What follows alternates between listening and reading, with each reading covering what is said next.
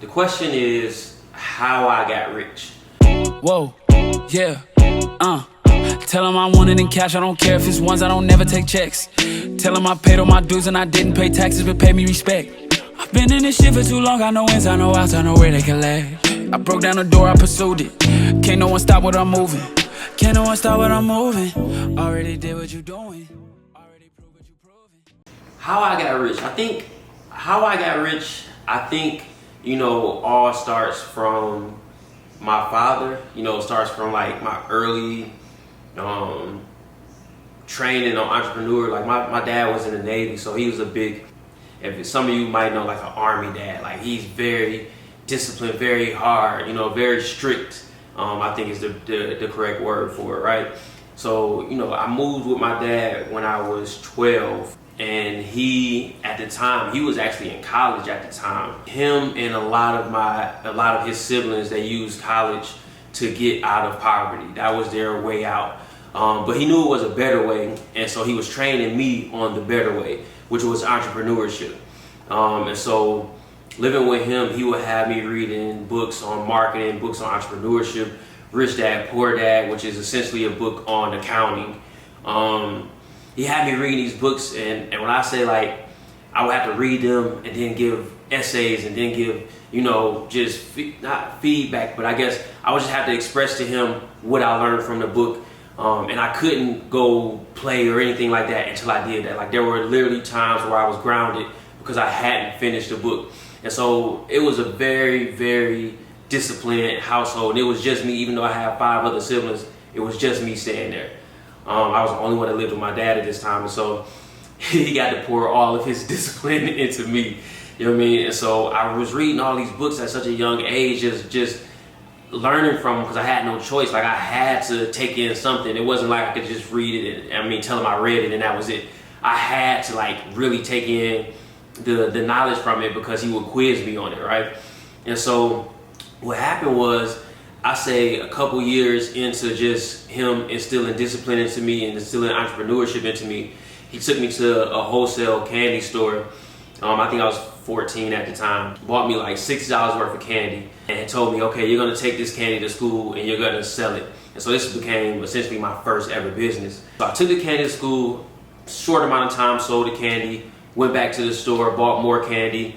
And I think maybe several months into that, he told me, it's time for you to expand. It's like you're doing really well selling the candy. You're making good money on your own, but it's time for you to expand. You need to go ahead and get employees, which was crazy to me, right? But I did it. I start, going to friends. Hey, you want to sell candy? Yeah, cool, okay. And I would just pass out this candy, and they would bring me money at the end of the day. But what ended up happening was a lot of them kept coming up short. You know what I mean? A lot of them, oh, this person took my candy, whoop-de-whoop, whatever. And so I ended up going to my cousin who was selling drugs. Like there was a lot of craziness around us. Literally you're talking about a family that was all raised in the project. So we didn't escape any of the negativity. We were right there in the midst of it. But my cousin was selling drugs at the time. And I went to him because I wanted some muscle. I'm like, yo, cuz they playing with me at school. I need you to come mess some people up. You know what I mean? They playing with my money. And so I was explaining to him how the business was running. And he was like, no, you're doing it all wrong. He was like, you're fronting them the package. He was like, you never front the package. He was like, you get in the package, make them pay for it, and then let them go make a profit off the package. And so like that sort of opened up all the doors because from that point on, I literally would make all these different candy packs and I would sell them. And so I kind of became my own wholesaler. And my business exploded. Like I ended up selling in 4 different schools. I had about 6 employees at the time, and then more people would come on the side and buy packs and stuff. I had like 6 main distributors going in 4 schools, and I was making like profit $400 a week in high school, 14 years old. So much so that like when I was 15, didn't have no license, but I had so much money in the bank. I'm like, I want to do something, so I went and bought a car. Like my dad took me, I bought a car, cash money, my own money. And I was really like raking in money at this point. So I'm like, okay, I'm ready to get out of here. Like I understand business, I understand entrepreneurship. I'm ready to get out of here. At the time, 15, I had my car, couldn't even drive it. And what I looked at was, high school is most people think there's 4 grades and that's how you graduate, but honestly, high school is all about how many credits you have. And so I learned that if you get enough credits, you can leave. And so what I did was I did school, I did after school, I did night school, and I did summer school. I did all 4 of these things simultaneously to get out, because I wanted it out of my dad's rule. Like, the discipline thing was killing me. Like, you know what I mean? I wanted out. So when my dad forced me to go to college, I was like, I'm gonna go to the only place I know. I'm going to Mississippi State. And it was dope because I had already took the practice ACT test, 14 years old, right? I took the practice test and I scored a 19, and you only needed a 16 to get into Mississippi State. So I never even took it again. They took my grades from 14 to let me into college. So now I'm in college, but my grandmother, she was an entrepreneur. She owned like and I mean literal blocks of Starkville, Mississippi. And on one of her blocks, there was a nightclub. And so she was telling me, like, if you want to make more money, you can come throw parties at the nightclub. So I'm like, cool. So I started throwing parties at the nightclub. Parties was going crazy. And that's how I started getting in the mix with artists. Like, I never had any aspirations of being in the music business. Everything I wanted to do surrounded business, period, entrepreneurship. I knew that I was going to be a millionaire off of starting my own businesses. But once I got hooked in with artists, and one of them actually blew up, it was Cadillac Dunn and J Money song, inside peanut butter, outside jelly, 7 days of the week, 7 different Chevys. Y'all know the song, right? So once that song took off and I was in with them, I was, you know, in their words, just the smartest person they knew. So they was like, we need somebody to help us with our business. And so when they took off, got the record deal, just really tagged along with them. And my mindset with them was, oh my God, they're gonna make so much money. I can take that money and go and start car washes, barbershops. Like, I was thinking of how to take the money and flip it. I wasn't thinking about the music business at all, but from the process of me being on the road with them and dealing with Joey and Ty. So Joey IE and Ty Moskowitz, when I was 19 years old, signed Cadillac Dunn and J Money. I was there. I was in the offices with them when they signed the deal. I would go to the offices for the meetings. I was always there. Not necessarily as a business person, but just as a person connected to them. Almost damn near like an entourage. Like, I was in the room for being entourage, not to do business. But I'm an entrepreneur. I break every business down. Everything I see, I break down. Where does the money come from? How's the money flowing? How's the cash flow work? And that's literally at 19 what I was doing. When I was in those rooms, I'm listening to them talk. I'm seeing how it works. And so through the process of those guys, you know, kind of getting on and falling off, I learned, oh my God, like, okay, we came home with nothing. Like, the guys came home, we didn't have no money. The producer came home, he didn't have no money. The only people that had money after that run was the label. The label had made all the money. And so I went to my partner, my long-term partner now. He was the producer. He was the one who wrote Inside Peanut Butter, Outside Jelly. He produced it. That's him singing the hook. I went to him because I saw him as like the biggest value. I'm like, okay, this is the guy that's making the music. If I want to start a label, I'm gonna need the music. So me and him got together. We started a record label when I was 19 years old. No money at all, except the only thing we had was the fact that we had got so popular on MySpace, because at the time MySpace was everything, right? And just imagine if you were on a road right now as Lil Uzi Vert manager, your Instagram gonna be popping. So we was on the road, Cadillac Dunn, J Money team. Our MySpace was going crazy. So I used that little bit of clout I had from MySpace to pull in more artists. And that's how we signed our first artist, the Joker. Didn't have any money. All we had was that clout. We signed the Joker. He ended up becoming huge on MySpace. And man, we went through this process of maybe a couple years meeting with every label. Nobody would give us a record deal. And so a lot of success is always born out of necessity. I was an independent label out of necessity. Nobody would give us a record deal. So I said, okay, I have to figure out how to do this on my own. And that's what ended up happening with the Joker. When nobody would give us a deal, for whatever reason, I still to this day don't know, we said, okay, how can we profit off of the situation? We know we hot. Everybody on MySpace loves us. And so I ended up seeing a commercial. I feel like it was a Budweiser commercial, but I don't know. I ended up seeing this commercial, and the commercial was like, it was about these two brothers who was making beer. They were brewing beer, and it was like, okay, we can make it, but can we sell it? And like that, when I saw that commercial, a light bulb clicked in my head, and I was like, I need to find a way to sell this music. Like we're making it, it's going crazy on MySpace, but we're not selling it. And so that's what I did. I went, I don't even know if Google was a thing, but somehow on the internet, I figured out how to sell my music. I found TuneCore.com. The very first month of his music being on iTunes, we made $30,000 a month. And from that point on, that was a recurring income. Like every month, $30,000 was hitting our account. Now, track it back a second to when I told you I was from the projects. When I told you I grew up in a project. Do you know what $30,000 a month feel like to a person who slept on the floor with roaches moving around? That's me. Like, I was on the floor sleeping with my mama in the projects. The roaches was all over, the baby roaches too. So like, I'm brushing my teeth, it's baby roaches. To fast forward, it's 30 bands a month, legally, mind you. Bro, we was on. At this point, this is what you would call hood rich. Now, going back to how I got rich, Forbes actually defines rich as 10 million plus. So technically, by Forbes standard, I'm not rich. Millionaire at this stage, yes. But when that moment when we start getting 30 bands a month, you couldn't tell me I wasn't rich. Bro, I was rich. You know what I mean?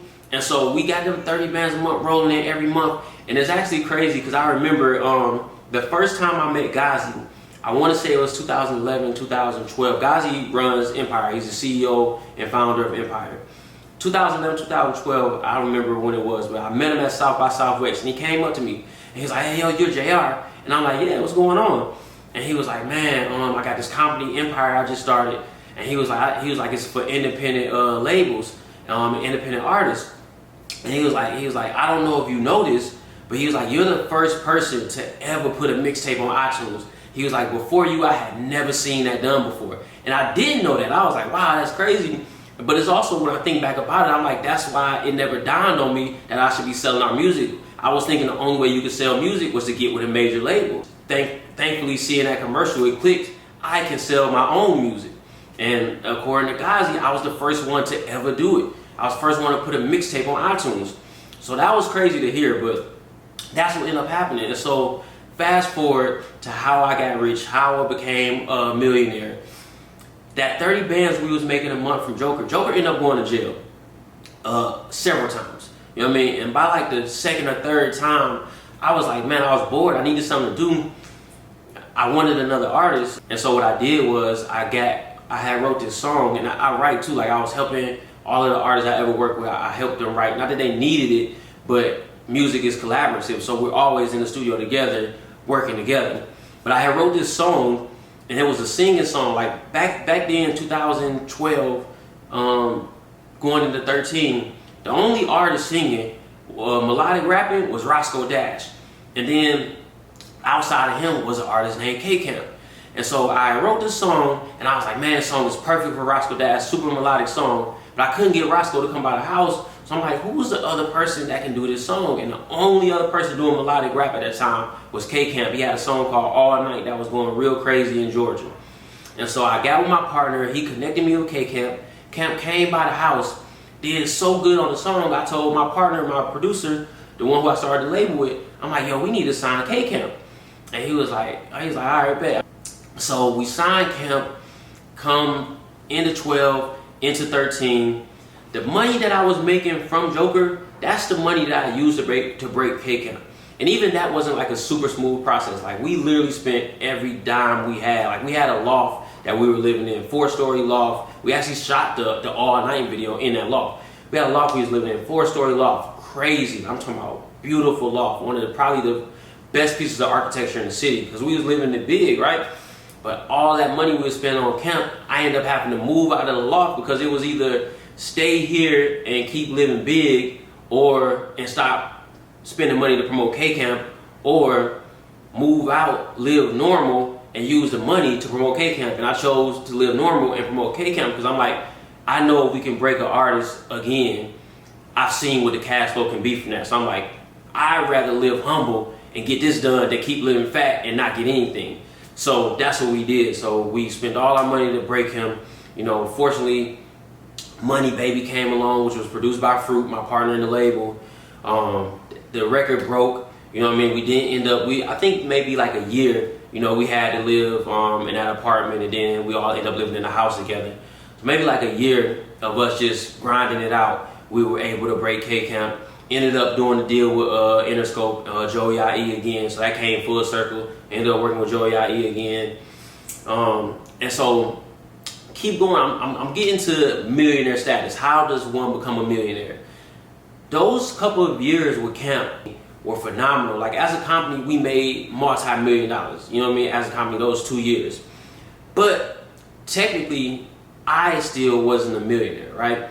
Because the company made it, then the company was on 50-50, then there were expenses. So we were making millions, but weren't technically millionaires yet. Fast forward 15, we part ways from K-Camp. I'm looking for other ways to make money. I'm putting everything we got into more and more artists. And it wasn't until 2018 when I heard Troy Carter say on a podcast, it might have been 17 or 18, I heard him say on a podcast, the best advice somebody ever gave him was to take every dollar he made in music and invest it somewhere else. Somewhere being like real estate or anything else like that, right? So when I heard that, I'm like, yo, like, they're right. Like, I'm spending all this money. 15 to 18, every dime I was getting, I was spending on breaking new artists. None of them were breaking, by the way. But, you know, I don't give up. I don't quit. I just kept going. But at that point, when I heard that, I'm like, okay, I can keep working with these artists, but what I really need to do is I need to take some of this money and start putting it elsewhere. And so at 18, I started getting into real estate. I started putting money in the stock market. I started cryptocurrency. I started buying gold. Like, I started taking my money and investing in all these different places. So you got 18, you got 19. By 19, I was a millionaire from all of those different investments I made because they started to appreciate.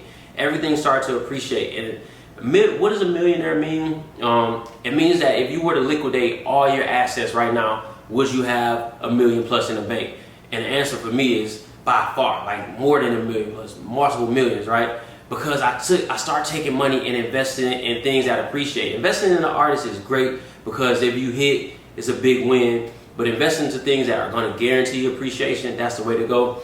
So, wrapping all this up to say, story short, what got me to be a millionaire is basically me understanding, take the money, the cash flow that I'm pulling out of the music business and go make that money work for me. And I did that via real estate, I did that via venture capitalism, and I did that via products. Because if you know about products in e-commerce, the one thing that you know is you can buy the product and then advertise the product, market the product, and 2x your money, 3x your money, 4x your money.